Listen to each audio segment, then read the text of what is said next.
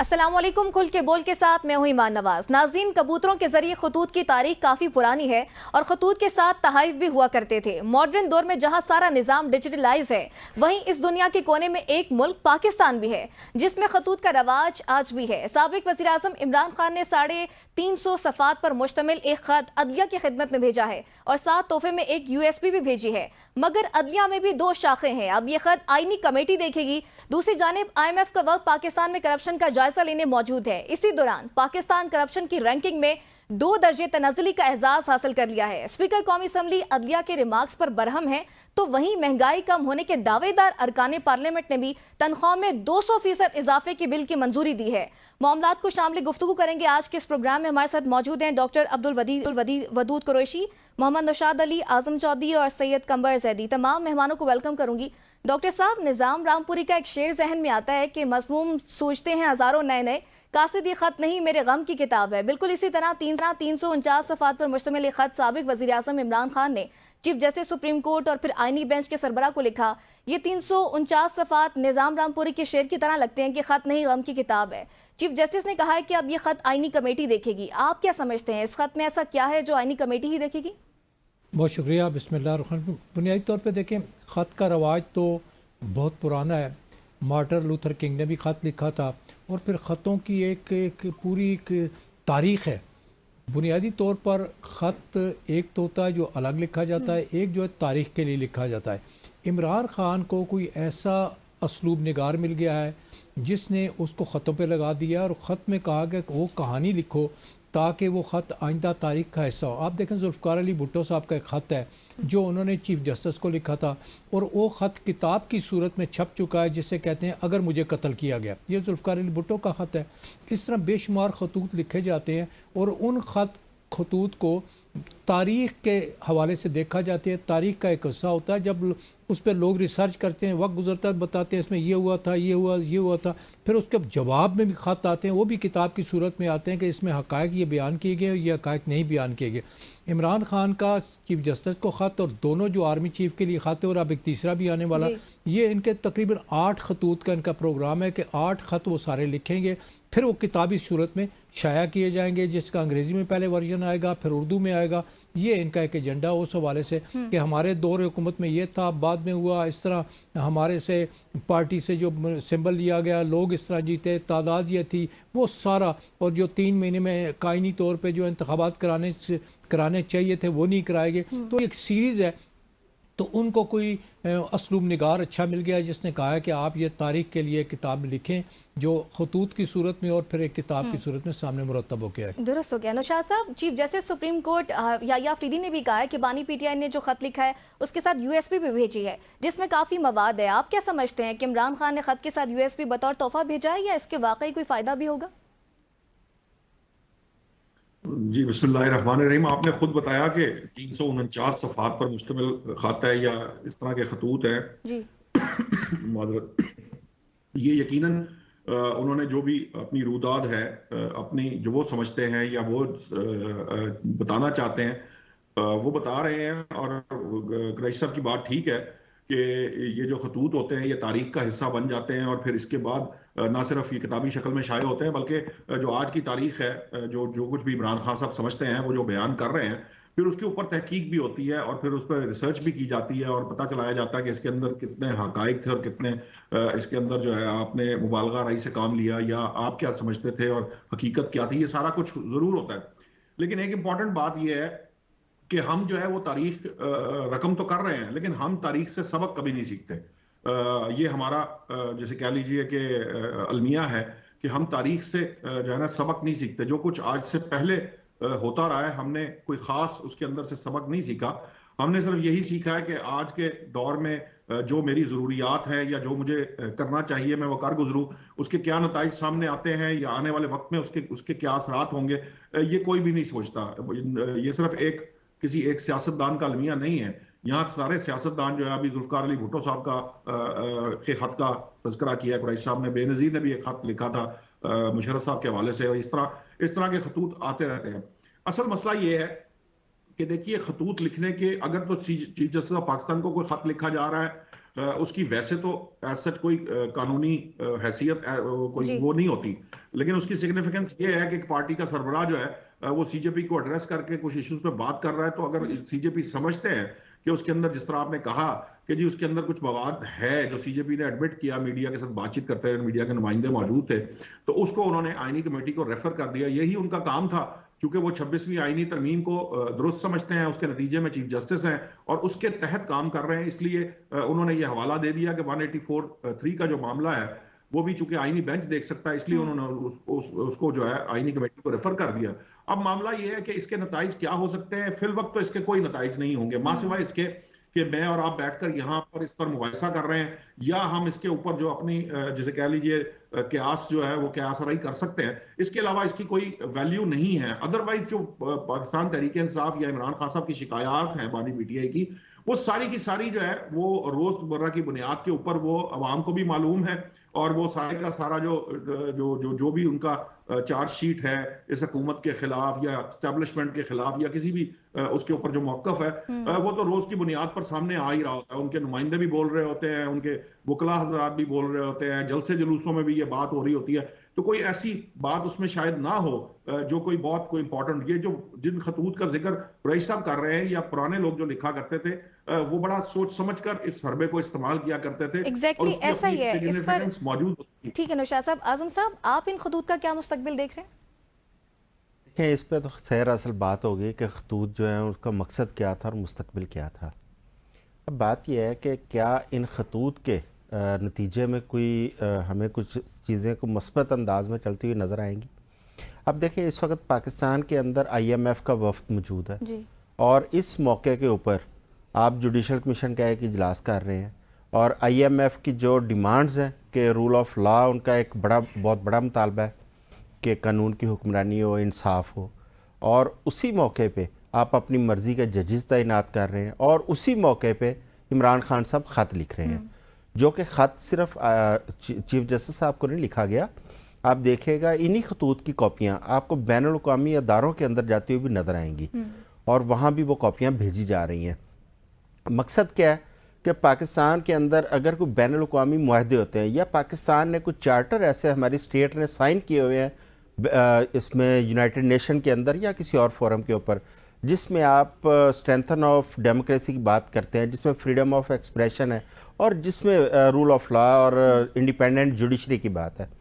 اب ان چیزوں کو اگر مد نظر رکھتے ہوئے ہم یہاں پہ دیکھیں تو ہماری یہاں پہ پوری جوڈیشری آپ کو انڈرمائن نظر آتی ہے، کمپرومائز نظر آتی ہے. آپ کی جوڈیشری کو ایک بائی ڈیزائن اس کو دباؤ میں لے کے آئے، اس کو تقسیم کیا گیا. آپ دیکھیں نا، چیف جسٹس صاحب اگر آئینی کمیٹی کو خط بھیج رہے ہیں، اس کا مطلب ہے کہ چیف جسٹس کا کردار صرف ایک میسنجر کا رہ گیا. چیف جسٹس تو خود اتھارٹی تھے، اور ماضی کے اندر بہت سارے خطوط کو، ود ڈیو رسپیکٹ نوشاد بھائی، کہ ماضی کے اندر کچھ خطوط کو ہم نے پٹیشن میں تبدیل ہوتے ہوئے دیکھا ہے. اس کے ساتھ ساتھ کچھ خطوط کے اوپر ہم نے سو موٹو لیتے ہوئے جوڈیشری کو دیکھا ہے. اور ان خطوط کے اندر وہ جن چیزوں کا اشارہ دے رہے ہیں یا وہ بتا رہے ہیں، وہ پوری قوم نے دیکھی ہیں. بے شک ہمارا میڈیا دکھائے نہ دکھائے، لیکن قوم کے بچے بچے تک اس کی تفصیلات موجود ہیں کہ کس طرح یہاں پہ ہیومن رائٹس کے اوپر جو شب خون مارا گیا، کس طرح میڈیا کی آواز دبائی گئی، کیسے کیسے پیکا اور ڈیفیمیشن جیسے یہاں پہ قوانین متعارف کروائے گئے. اور اب جوڈیشری جو انصاف کا سب سے بڑا ایک فورم ہے، اس کو کس طریقے سے کمپرومائز کیا جا رہا ہے، اور کیسے وہاں پر کن بنیادوں پر، کن ترجیحات پر ججز کو سینئر پوزیشنز پر تعینات کیا جا رہا ہے. یہ ایک ایسا ریکارڈ مرتب ہو رہا ہے جو آنے والے ٹائم میں ان تمام لوگوں کے لیے ایک وبال جان ثابت ہوگا. اور یہ ان خطوط کو آپ ہلکا نہ لیں. یہ خطوط جو ہے، یہ میں سمجھتا ہوں کہ وہ صرف کتابیں لکھنے کے لیے نہیں، وہ پورا ایک ریکارڈ پہ لے کے آ رہے ہیں چیزیں، اور وہی چیزیں ہیں جو سب کو پتہ ہے، لیکن ان کو باقاعدہ کسی ریکارڈ پہ نہیں لے کے آیا گیا تھا. اب وہ ایک پورا ریکارڈ اس کا مرتب کر رہے ہیں، اور پورا ایک کیس بنے گا. اس کے جو ذمہ داران ہیں، یہ جو حکومت ہے یا جو بھی لوگ ہیں، ان کو اس کو فیس کرنا پڑے گا. Qamar, your take.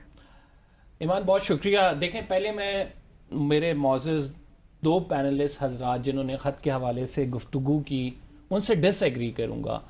آپ آج کی ڈیولپمنٹ دیکھیں، اتنی بڑی ڈیولپمنٹ ہوئی ہے کہ چیف جسٹس نے جب آج صحافیوں کو بظاہر وہ ایک پریس کانفرنس تھی جو کہ بڑی انپریسیڈنٹڈ ہے. یعنی چیف جسٹس صحافیوں کو آدھے گھنٹے کے نوٹس پہ بلا رہا ہے اور کہہ رہا ہے کہ میری بات سنو. دس از انپریسیڈنٹڈ. اور پھر چیف جسٹس نے بلا کے کہا کہ عمران خان صاحب کی جانب سے جو خط لکھا گیا تھا ہم نے اس کو نہ صرف آئینی بینچ میں ریفر کیا ہے بلکہ وہ معاملہ آرٹیکل 184(3) کے تحت آتا ہے. یعنی اس خط کی سگنیفیکنس ہم یہاں سے دیکھ لیتے ہیں کہ چیف جسٹس خود اس کو ایکنالج کر کے کہہ رہے ہیں. اور آپ نے یو ایس بی کے ساتھ بات کی تھی تو آج چیف جسٹس کے یہ الفاظ ہیں کہ عمران خان صاحب نے جو شواہد دی ہیں, جو وہاں پہ جو ویڈیوز فراہم کی گئی ہیں, جو یو ایس بی میں ڈیٹا ہے, وہ کافی سنجیدہ نوعیت کے ہیں. تو ہم اس کا میگنیٹیوڈ دیکھ لیں, اس کو ہم اینالائز اگر کریں تو ہمیں پتہ لگتا ہے کہ عمران خان صاحب کی جانب سے وہ اسٹریٹجی جو اپنائی گئی ہے خط لکھ کے وہ بالکل درست ہٹ ہوئی ہے. یہ الگ بات ہے کہ چیف جسٹس نے اس کے ساتھ کیا کیا ہے. چیف جسٹس نے اگر وہ معاملہ آئینی بینچ کو بھیج دیا ہے تو میں یہ سمجھتا ہوں کہ وہ حکومتی ججز جن کو جوڈیشل کمیشن کی جانب سے آشیرواد حاصل ہے اور انہوں نے یہ معاملہ سننا ہے تو وہ اس کا بھی وہی حال کریں گے جیسا ہم پہلے کیسز کا دیکھتے آئے ہیں. لیکن ایک معاملہ ٹیک اپ ہوا ہے, اس معاملے کو 184(3) کے تحت دیکھا گیا ہے, اس معاملے پہ آگے سنوائی ہوگی, اس معاملے پہ نوٹسز جاری ہوں گے, تو ایک بہت بڑی ڈیولپمنٹ نظر آتی ہے. اسی طرح لوگ تنقید کرتے ہیں کہ آرمی چیف صاحب کو جو خط لکھے وہ تو موصول ہی نہیں ہے, وہ تو ایک اوپن لیٹر تھا بھائی, موصول نہیں ہوا. تو پوری تاریخ میں یہ اکنالجمنٹ ہو گئی ہے کہ آپ نے جو ظلم بربریت اس دور میں روا رکھا ہے اس حکومت نے, اس کا مداوع نہیں ہو سکتا. وہ جو کچھ آپ مظالم ڈھاتے رہے ہیں وہ تاریخ میں لکھے جا رہے ہیں, وہ ان خطوط کی صورت میں لکھے جا رہے ہیں. ذوالفقار علی بھٹو سے لے کے آپ دیکھ لیں, تاریخ پڑھتے ہیں.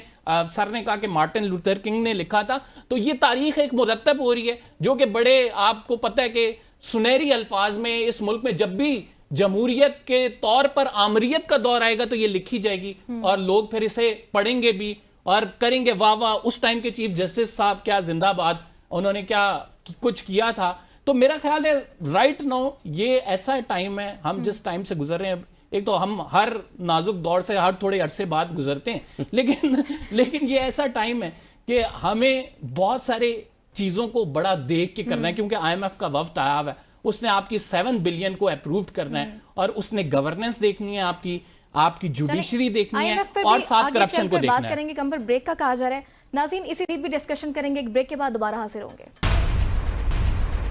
ویلکم بیک ناظرین, پروگرام کے سلسلے کو آگے بڑھائیں. ڈاکٹر صاحب میں آپ کی جانب آنا چاہوں گی. آئی ایم ایف کا وفد پاکستان میں موجود ہے اور انہوں نے چیف جسٹس سپریم کورٹ کے ساتھ ملاقات بھی کی. پھر چیف جسٹس نے کہا کہ آئی ایم ایف کے وفد کو ملاقات کے دوران یہ بتایا کہ عدلیہ کی آزادی کا حلف اٹھا رکھا ہے اور یہ ہمارا کام نہیں کہ آپ کو ساری تفصیلات بھی بتائیں. آئی ایم ایف وفد کی چیف جسٹس کے ساتھ ملاقات اور معاملات پر نظر رکھنے پر آپ کی کیا رائے ہے؟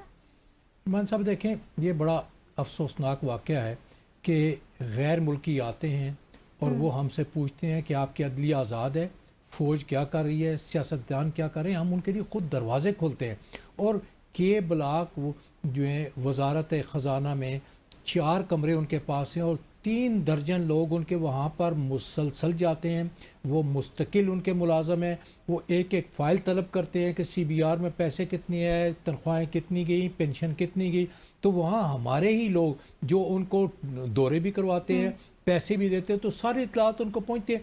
تو یہ ایک سرمولین قسم کا جب وہ رپورٹیں بھیجتے ہیں تو وہ پھر 1 مہینے 2 مہینے بعد تشریف لے آتے ہیں. پھر ہم اخبارات والے بھی شروع ہو جاتے ہیں کہ یہ وفد ہے.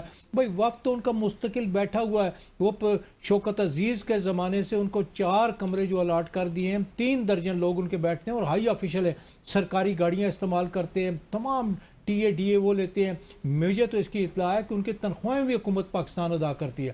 یہ افسوس کی بات ہے کہ ہم نے اپنی آزادی دیکھیں جو مظالم ہے, جو زیادتی ہے, اس سے بالکل قطعی طور پہ اختلاف نہیں کیا جا سکتا. وہ 100% درست ہے کہ حکومت ہے, اسٹیبلشمنٹ ہے, زیادتی کر لی ہے, لوگوں کی آواز دبا رہی ہے.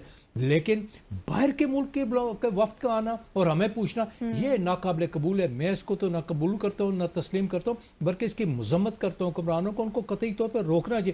ایران نے نہیں کیا, کیوبا نے نہیں کیا, لیبیا نے نہیں کیا, صدام نے نہیں کیا. تو اس لیے میں سمجھتا ہوں کہ دوست بات نہیں ہے. نشاط صاحب, آپ ڈاکٹر صاحب کی بات سے اتفاق کرتے ہیں اور اس ملاقات کے بعد عوام میں عدلیہ کی معتبریت اور اعتماد پر کوئی منفی اثرات مرتب ہو سکتے ہیں؟ دیکھیے ڈاکٹر صاحب کی سب سے بڑا مسئلہ یہ ہے جناب کہ یہ وفد کے اوپر جو کنفیوژن پیدا کی گئی ہے. پہلی بات تو یہ ہے کہ یہ وفد جو ہے یہ اس طرح کی اس کا $7 بلین کی جو ادائیگی ہیں اس سے کوئی تعلق نہیں ہے. یہ بات سمجھ لیجئے. باوجود اس کے کہ وزارت خزانہ اس کی تردید ایشو کر چکی ہے، لیکن ہم جان بوجھ کر وہ بات مینشن کرنا نہیں چاہتے، ہم اس طرف دیکھنا یا سننا یا پڑھنا نہیں چاہتے جو ہماری مرضی کی بات نہیں ہوتی۔ یہ ایک پروگرام کے تحت 2018 کا ایک فریم ورک ہے جو آئی ایم ایف اپنے ممبر ممالک سے کرتا، اور یہ 18 ممالک میں پہلے ہو چکا ہے، اور آج تک مجھے یہ بات سمجھ میں نہیں آتی کیا عدلیہ کی جو آزادی اور معتبریت ہے وہ اس چیز سے طے ہوگی کہ چیف جسٹس آف پاکستان جو ہیں وہ آئی ایم ایف کے کسی وفد سے مل لیے ہیں، اور یقیناً انہوں نے آپ کو یہ بتا دیا ہے، ایک طرح سے پیغام دے دیا ہے کہ جو بات میں نے نہیں بتانی وہ نہیں بتانی، جو میرا کام نہیں ہے میں وہ نہیں کروں گا، ہاں آپ ملنے آ گئے، مجھے آپ کا ملنے آنا بھی پسند نہیں ہے، نہیں آنا چاہیے تھا آپ کو، لیکن اگر آ گئے ہیں، وزارت خزانہ نے ہم سے درخواست کر لی ہے تو ملیے، بیٹھیے، چائے کا کپ پیجیے، اور جو کوئی تھوڑی بہت گفتگو آپ نے کرنی ہے، جو آپ سمجھتے ہیں، جو سوال پوچھنا چاہتے ہیں وہ پوچھ لیں، جو بتانا ہوگا میں بتا دوں گا، ورنہ ادروائز اس سے زیادہ آگے بتانے کی ضرورت نہیں ہے۔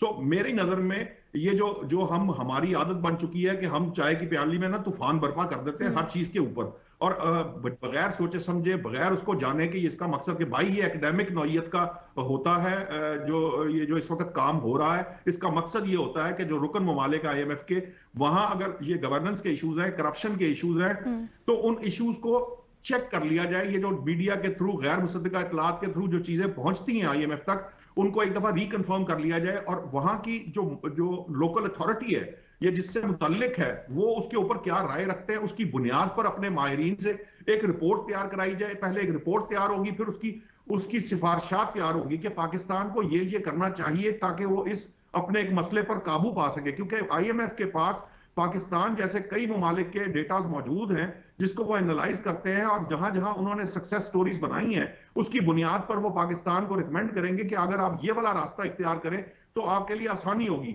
اور وزارت خزانہ کی جو تھی ترجمان کی جو وضاحت، اس میں یہ مینشن بھی تھا کہ جی ہم خود یہ چاہتے ہیں کہ یہ نہ صرف رپورٹ تیار کی جائے بلکہ ہمیں سفارشات بھی دی جائیں، کیونکہ جتنی بھی ریکوائرمنٹ آئی ایم ایف کی موجود ہیں وہ ہم اس سے اگری کر کے ہی اس کے اوپر عمل کر رہے ہیں، تو اس پہ آگے فردر عمل کرنے کے لیے اگر کوئی ماہرانہ رائے یا تجزیہ ان کو ملے گا تو وہ ان کے لیے آسانی پیدا کر سکتا ہے۔ اس کے علاوہ اس کا کوئی نہ کوئی پرپز ہے نہ اس کا کوئی مقصد ہے۔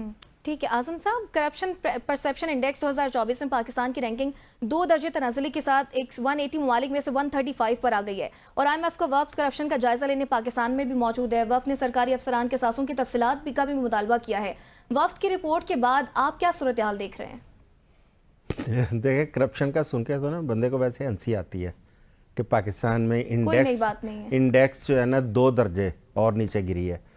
میں تو سمجھتا ہوں کہ یہ انڈیکس جو ہے یہ تو ٹوٹل، آپ مجھے بتائیں نا کہ رینکنگ میں باقی کون سے ملک رہ گئے ہیں جو ہم سے زیادہ کرپٹ ہیں، اور ہمارے پرائم منسٹر صاحب تو بڑے دھڑلے سے کہتے ہیں کہ ہم نے ایک دھیلے کی کرپشن نہیں کی، لیکن ان کی ناک کے نیچے انہی کی بیوروکریسی، یہ صوبوں کے اندر یہ کیا کچھ ہو رہا ہے یہ نظر آ رہا ہے تمام لوگوں کو۔ یہ ہمیں تو جو نظر آ رہا ہے سو آ رہا ہے، جو باہر بیٹھے ہیں وہ یہاں سے جو رپورٹیں مرتب ہو کے وہاں پہ جاتی ہیں، یہ جو ڈپلومیٹس بیٹھے ہیں وہ بھی دیکھ رہے ہیں، وہ بھی رپورٹنگ کر رہے ہیں، اور اس طرح کی ڈونر ایجنسیز جس طرح جن سے ہم قرضے لیتے ہیں وہ بھی ان چیزوں کو آبزرو کرتے ہیں بڑا قریبی طور پر، اور وہ تمام رپورٹس کو بھیجتے ہیں۔ اب یہ رپورٹ دیکھیں عالمی، یہ ہم نے تو نہیں چھاپی، آپ نے اور میں نے یا میکن صاحب نے تو نہیں بنائی، یہ تو بین الاقوامی ادارہ ہے جس نے یہ رپورٹ بنائی ہے کہ پاکستان میں کرپشن جو ہے وہ بڑھ گئی ہے۔ اب اس کو کنٹرول کرنا کس کی ذمہ داری ہے؟ انہی حکومتوں کی۔ اب یہی چیزیں ہیں جن کو لے کے اب آئی ایم ایف کا وفد اگر پاکستان میں ہے تو وہ 2-3 چیزیں انشور کرنا چاہتا ہے۔ ایک وہ انشور کرنا چاہتا ہے کہ یہاں پہ رول آف لا، کیونکہ ان کا جو انٹرسٹ ہے، جو 2-3 پوائنٹس انہوں نے چیف جسٹس صاحب کے ساتھ ڈسکس کیے، اس میں ایک یہی تھا کہ جو بزنس مین کے بزنس کانٹریکٹس ہیں ان کو کون یہاں پہ دیکھے گا اور کس طرح جوڈیشری ان کو ٹریٹ کرے گی۔ دوسرا جو پراپرٹی کے رائٹس ہیں، جو اس حوالے سے جو پرائم منسٹر صاحب نے بھی ایک خط لکھا ہے چیف جسٹس کو، یہ ان کا ایک پرائم انٹرسٹ ہے۔ لیکن آپ دیکھیں نا کہ ایک طرف وہ آپ کے رول آف لا کی بات کر رہے ہیں، ڈیمانڈ کر رہے ہیں، دوسری طرف آپ ان کی موجودگی میں اپنی جوڈیشری کو مزید جو ہے وہ تقسیم کرتے جا رہے ہیں، یا اس کے اندر مزید آپ ایسی پوسٹنگ یا تعیناتیاں کرتے جا رہے ہیں کہ جو قابل اعتراض ہیں۔ اس کے ساتھ ساتھ آپ کو یاد ہوگا پچھلے دنوں یورپی یونین کا ایک وفد آیا تھا، اور یورپی یونین والے سب سے زیادہ ان کا جو کنسرن ہوتا ہے وہ ہیومن رائٹس ہے اور فریڈم آف ایکسپریشن ہے، اور ان کی موجودگی میں ہم نے یہاں پہ پیکا ایکٹ اس وقت پارلیمنٹ سے منظور کیا تھا اور پورے میڈیا گلا دبایا تھا۔ یہ تو ہماری سیریسنس کا عالم ہے۔ اب اگر آپ جس طرح نشاط صاحب کہہ رہے ہیں کہ ٹھیک ہے وہ درست بات ہے کہ وہ آبزرو کرنے کے لیے یا میٹنگ وہ کر رہے ہیں، لیکن اگر آپ ان کو یہاں پہ یہ ایک تاثر دیتے ہیں کہ پاکستان کی جوڈیشری اس وقت بالکل انڈرمائن ہو چکی ہے، اور جو چیف جسٹس صاحب نے یہ آئینی کمیٹی کو بھیجا ہے آئی ایم ایف کی موجودگی میں، بیسیکلی سپریم کورٹ کی جانب سے یہ ایک آئی واش ہے. یہ ان کو صرف یہ باور کرانے کی ضرورت ہے کہ اس خط کے اوپر ہم نے ایکشن لے لیا ہے، اور ان کے جانے کے بعد آپ دیکھیے گا سپریم کورٹ کی جانب سے آپ کو اس پہ نہ کوئی کمیشن بنتا ہوا نظر آئے گا، نہ اس پہ کوئی آپ کو انکوائریز اور اس پہ آگے تحقیقات ہوتی ہوئی نظر آئیں گی. یہ ڈمپ ہو جائے گا، اور بالخصوص جب آئینی کمیٹی میں جائے گا جسٹس امین الدین صاحب کے پاس، تو آپ توقع کرتے ہیں کہ وہاں پہ اس کے اوپر کوئی کیسز کھل جائیں گے لوگوں کے، یا جن لوگوں نے ظلم کیا یا جن لوگوں نے فائرنگ کی، گولی چلائی، ان لوگوں کے خلاف کوئی کارروائی کے احکامات جاری ہو جائیں گے؟ کیا یہ توقع کی جا سکتی ہے اس صورتحال کے اندر؟ قبر آپ کو کیا لگتا ہے ایسی توقع کی جا سکتی ہے؟ اور ساتھ ہی کیا موجودہ حکومت آئی ایم ایف کی جانب سے دباؤ کو برداشت کر سکتی ہے، اور اس دباؤ کے تحت حکومت 5 سالہ مدت مکمل کر پائے گی؟ دیکھیں، پہلے تو میں اس بات سے ایگری نہیں کرتا کہ یہ آئی ایم ایف کا وقت جو آیا ہے وہ ایک فروٹائل ایکسرسائز ہے یا ایکیڈیمک ایکسرسائز ہے. آئی ایم ایف کا وقت آیا، نہ ان کے پاس اتنا ٹائم ہے، نہ وہ ایسی ایکسرسائزز کرتے ہیں. یہ جو ایکسرسائز کی ہے یہ first of its own kind ہے.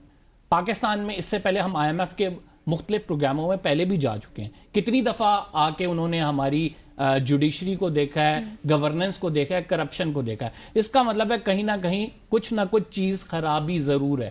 آئی ایم ایف کو کیا پاکستان میں آنا چاہیے؟ اداروں کو اس طرح دیکھنا چاہیے؟ آئی سے نو، نہیں آنا چاہیے. لیکن کیا ہم جو کچھ کر رہے ہیں دنیا اس پر آنکھیں بند کر کے بیٹھی رہے؟ تو ایسا بھی نہیں ہونا چاہیے.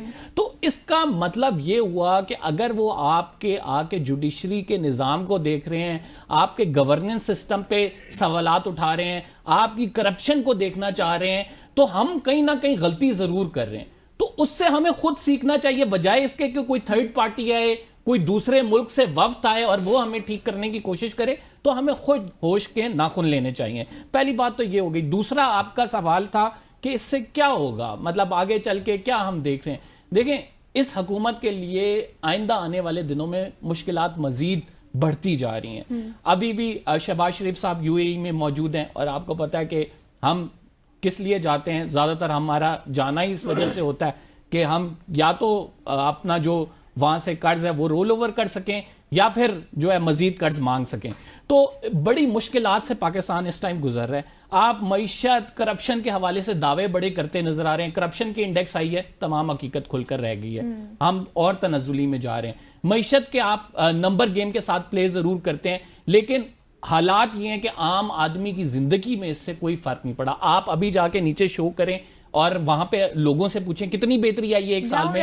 انفیکٹ گروتھ ریٹ جو ہے آپ کا 0.9 یعنی 1% بھی پورا نہیں ہے جو مسلم لیگ نون نے ایک سال کے اندر کیا. تو پھر ہم کس طرف کھڑے ہیں، کہاں جا رہے ہیں، یہ ایک بہت بڑا سوال پیدا ہوتا ہے. لیکن عطا صاحب پھر بھی کہہ رہے ہیں کہ ہمیں کوئی پریشر نہیں ہے.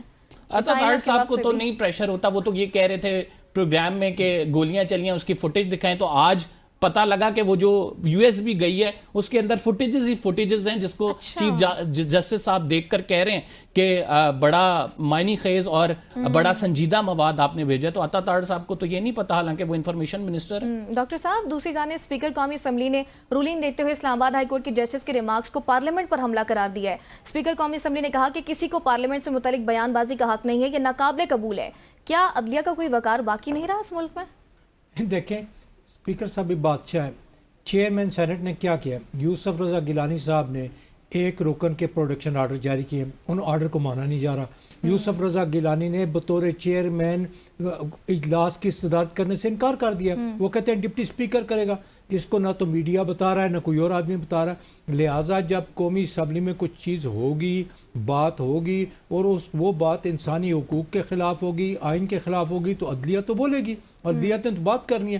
لیکن آپ نے اگر 4 یا 5 ایسے گروپ بنا دیے ہیں جن کے پاس تمام آئینی معاملات جائیں گے، جب وہ معاملات جائیں گے وہ ٹرن ڈاؤن کر دیں گے، زیرو کر دیں گے، ان پہ بات نہیں کریں گے، تو کوئی جج تو بولے گا، کوئی آدمی تو بات کرے گا. باہر کے لوگ بھی بولیں گے.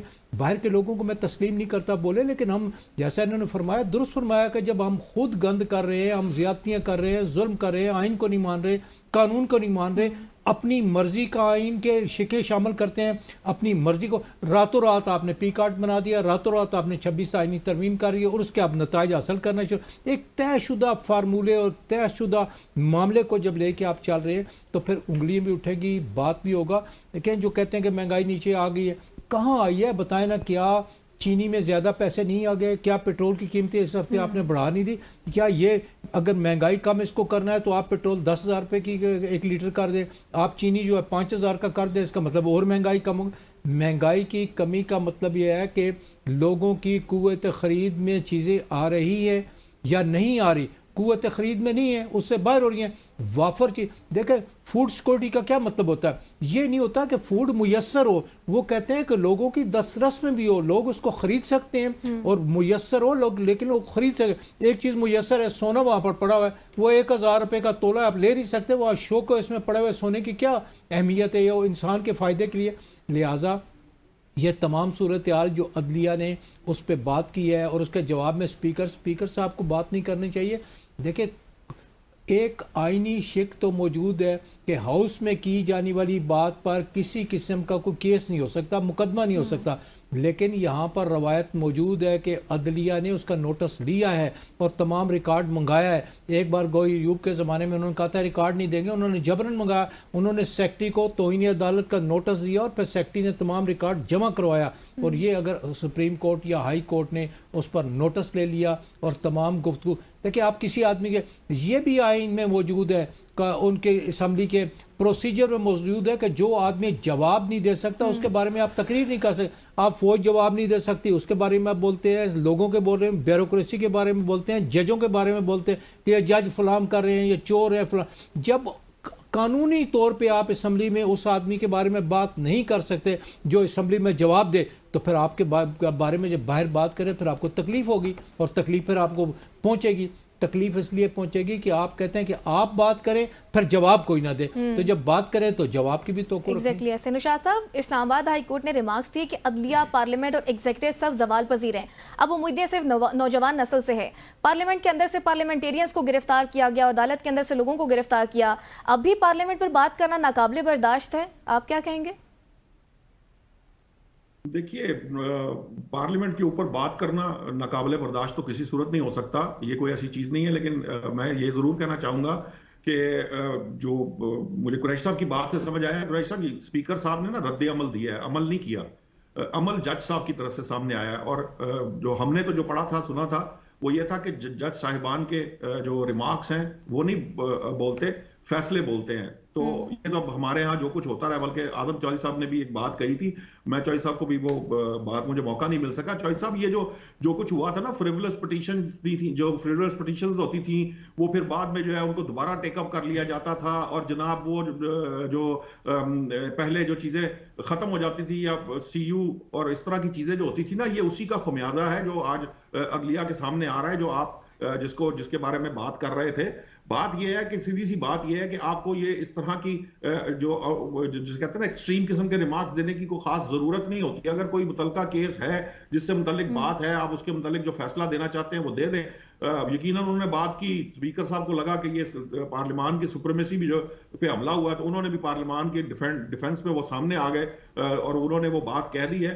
یہ اتنی بڑی کوئی پرابلمٹک چیز نہیں ہے, یہ بیانات آتے رہتے ہیں, چیزیں ہوتی رہتی ہیں. ہر ادارہ جو ہے وہ جو ہے اپنی جسے کہہ لیجئے کہ ڈیفنس بھی کرتا ہے اور اب کوشش کرتا ہے کہ وہ زیادہ سے زیادہ اختیارات حاصل کر جائے. یہ ٹرائیکاٹمی کے جب گفتگو ہوتی ہے تو بیسکلی یہ سارا کچھ جو ہے یہ اسی چیز کا شاخسانہ ہے کہ جب آپ بڑھ چڑھ کر اپنے دائرہ کار سے باہر جانے کی کوشش کرتے ہیں تو یقیناً پھر آپ کسی اور کے دائرہ کار میں قدم رکھ رہے ہوتے ہیں. جب کسی اور کے دائرہ کار میں قدم رکھتے ہیں تو پھر جس کے دائرہ کار میں قدم رکھتے ہیں وہ پھر اس کا جواب دیتا ہے. اس چیز سے ہمیں پرہیز کرنا چاہیے. اسی لیے یہ ایک نارمل سا آپ نے کلیشے سنا ہوگا جو ہر بندہ بولتا ہے کہ ہر ادارے کو اپنے دائرہ کار میں رہ کے کام کرنا چاہیے, اپنے دائرے میں رہیں تو پھر یہ پرابلم نہیں آتا. سو میری نظر میں یہ ذاتی طور پر سمجھتا ہوں کہ چاہے عدلیہ ہو, پارلیمان ہو, اور ادارے ہوں, آپ کی اسٹیبلشمنٹ ہو, بیوروکریسی ہو, ہر ادارے کو اپنی جورسڈکشن کے اندر رہنا چاہیے. اور یہ جو صرف خبروں کی زینت بننے کے لیے یا میڈیا کے اندر جو ٹکرز بنوانے کے لیے, یہ جو ایک گزشتہ 10 سال سے ہم دیکھتے آ رہے ہیں کہ جو ایک چیف جسٹس اٹھ کے تو ہسپتالوں کے دورے شروع کر دیتے ہیں, کبھی جناب وہ الیکشن کمپین کا حصہ بن جاتے ہیں, چاہے وہ شیخ رشید صاحب کے ساتھ پھر رہے ہوتے ہیں, کبھی وہ جو ہے وہ ڈیم بنانے چل نکلتے ہیں. یہ جو سارے مسائل تھے, انہی مسائل کی وجہ سے آج ہم جو ہے وہ ان حالات کو پہنچے ہوئے ہیں. بہتر یہ ہے کہ آپ اس کے بجائے جو آپ کا کرنے کا کام ہے, پارلیمان اپنا کام کرے, عدلیہ اپنا کام کرے, بیوروکریسی ہے وہ اپنا کام کرے, فوج اپنا کام کرے, تمام ادارے جو ہیں وہ اپنی اپنی حدود میں رہ کر کام کریں, اپنے اپنے کام کریں. ایک دوسرے پر انگلیاں اٹھانے سے کہیں بہتر ہے کہ آپ کے حصے کا جو کام ہے اس کو درست طریقے سے کریں, اس کو بہتر کریں, بجائے اس کے کہ ایک دوسرے کے گریبان پکڑنا شروع کریں. لیکن ایسا ہوتا ہوا ہمیں نظر نہیں آتا. ایک بے نظیر بھٹو صاحب کا ہے کہ بے نظیر بھٹو صاحب نے پارلیمنٹ کے بارے میں ایک جملہ کیا, ایک تفصیلی پریس کانفرنس کری تھی, اس کے اوپر استحقاق کمیٹی نے میٹنگ بلائی اور بے نظیر بھٹو صاحب کو طلب کیا تھا, انہوں نے آنے سے انکار کر دیا. انہوں نے کہا جی ہم سمن اور وارنٹ جاری کریں گے. لہٰذا محترمہ میں اپنی بات پہ قائم ہوئی کہ تابع محمل یہ پارلیمنٹ ہے, اس کو باہر سے آتا ہے, رات کے اندھیرے میں ان کے پاس لفافے پہنچتے ہیں, یہ قانون بناتے ہیں, آئین میں ترمیم کرتے ہیں. لہٰذا استحقاق کمیٹی نے ان کو طلب کیا, وہ نہیں گئی تھی. پھر اس کے بعد مفاہمت ہوئی, خورشید شاہ صاحب سارے بیٹھے, ان کا جی ہم کوئی نہیں پوچھیں گے, 5 منٹ میں آ کے چلی جائیں, ایک حاضری لگا دیں, ہماری بھی عزت بچ جائے, پارلیمنٹ کی بھی بچ جائے, آپ کی بھی عزت. تو ایک پورا واقعہ ہے جو تقریباً 1.5 مہینے تک چلا تھا. اعظم صاحب, دوسری جانب پارلیمنٹریز کی تنخواہ میں اضافے کا بل بھی منظور کیا گیا ہے. اس پر چیئرمین تحریک انصاف بیرسٹر گوہر نے کہا کہ مہنگائی میں کمی ہو رہی ہے تو ایوان میں تنخواہوں میں اضافے کی کیا ضرورت ہے. سوال تو اہم ہے, آپ کیا کہیں گے؟ اچھا, اس پہ آنے سے پہلے چھوٹا 2 منٹ آپ کے لوں گا. آپ دیکھیں نا کہ جو ججز جو ڈیم بنانے کے لیے جاتے تھے, جو ہاسپٹلز کے دورے کرتے تھے, جو عدلیہ تحریک کے لیے باہر نکلتے تھے, یہ سارے ہیرے کس نے تلاش کیے؟ میاں نواز شریف صاحب نے. یہ سارے میاں صاحب کے ہیرے تھے. میاں صاحب ان کو جج بنانے والے ہیں, میاں صاحب ان کو چیف جسٹس بنانے والے ہیں, اور اس کے بعد میاں صاحب بھی ان لوگوں کے ہاتھوں ڈسے جاتے ہیں اور میاں صاحب بھی اب شور مچاتے ہیں. اب یہ اس قسم کے جو ہیرے تلاش کرنے کی بجائے اس قسم کے, میں نشاد بھائی چلے میاں صاحب سے ہٹ کے بھی اگر کسی سیاستدان نے کیا ہے, بجائے اس طرح ہیرے تلاش کر کے اپنے وکلا کو جج بنانے, کیوں نہیں آپ انڈکشن کا طریقہ کار شفاف کرتے؟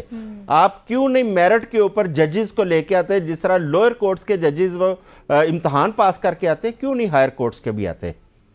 تو اب آپ کا کویسچن تھا تنخواہوں میں اضافہ. دیکھیں جی, تنخواہوں میں اضافہ کرنا میں سمجھتا ہوں کہ پہلے اس حکومت کو چاہیے تھا کہ مہنگائی کے اوپر کچھ نہ کچھ اقدامات کرتی. اب ہمیں پرائم منسٹر صاحب کہتے ہیں کہ مہنگائی تاریخ کی بلند ترین سطح پر لو ترین سطح پر آ گئی ہے, اس کی بڑھنے کی رفتار. بات یہ ہے کہ میرے بھائی نے, میکن صاحب نے, ابھی قمر صاحب نے بات کی ہے کہ اگر باہر نکل کے دیکھیں, عام آدمی کے حالات تو پوچھیں کہ کیا عام آدمی کے حالات بدلے ہیں اس مہنگائی کے دور میں؟ اور آپ نے جو کم از کم ویجز آپ نے مقرر کی ہیں وہ کتنی ہے؟ 32,000 ہے.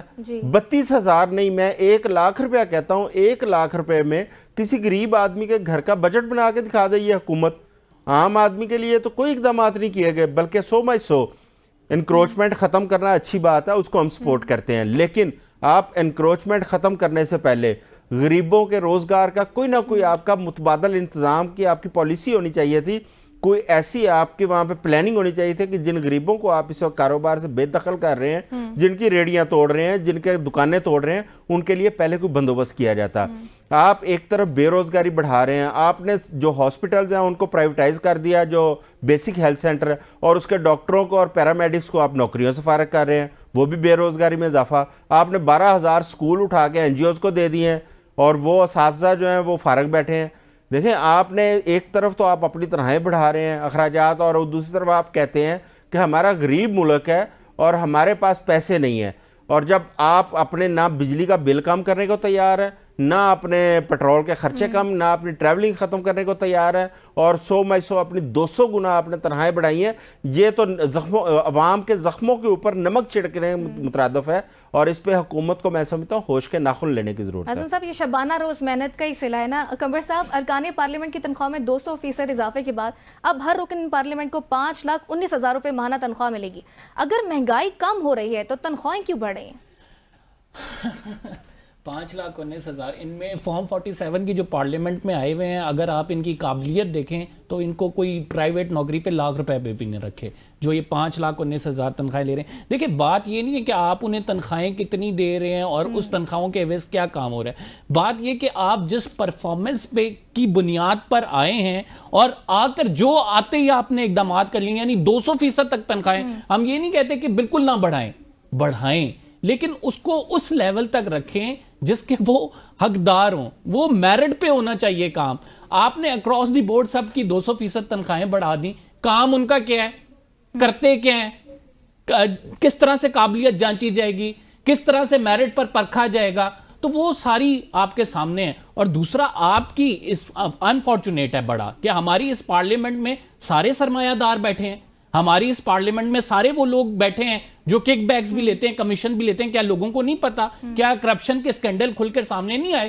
تو ایسے لوگوں کو اور نواز دینا میرے خیال سے یہ ایک بے وقوفانہ اسٹیپ ہے جو کہ حکومت لے چکی ہے. لیکن چونکہ ہم تو یہ جانتے ہیں کہ حکومت آئی کس وجہ سے، موٹیوز کیا ہیں، کرنا کیا ہے انہوں نے، تو بڑا انفارچونیٹ ہے اس ملک کی عوام کے ساتھ کہ ایک تو ڈیلیوری نہیں ہے، دوسرا پھر اپنی جیبیں بھرنے پہ بھی یہ ایک کے بعد ایک سٹیپ اٹھا رہے ہیں. پھر جس طرح سے آپ نے بات کی، بڑی اہم بات کی تھی جسٹس محسن اختر کیانی نے، آج جو انہوں نے بیان دیا ہے کہ ریاست کے تینوں ستون گر چکے ہیں، تو اس میں کیا غلط بات ہے؟ 26ویں آئینی ترمیم کے ذریعے کیا آپ نے عدلیہ کو بالکل مفلوج نہیں کر دیا؟ کیا اس ترمیم کے ذریعے حکومتی حمایت یافتہ ججز اب سپریم کورٹ کا حصہ نہیں بنیں گے؟ تو یہ تمام چیزیں دیکھنی چاہیے. اگر کسی کوئی سچائی پر مبنی بات کرے تو توہین نہیں ہوتی ہے آپ کی، اتنی ہی بہتر ہونی چاہیے. ناظرین پروگرام کا وقت بھی ختم ہو گیا. تمام مہمانوں کا شکریہ، انہوں نے اپنا قیمتی وقت دیا. اپنا خیال رکھے گا. اللہ نگہبان.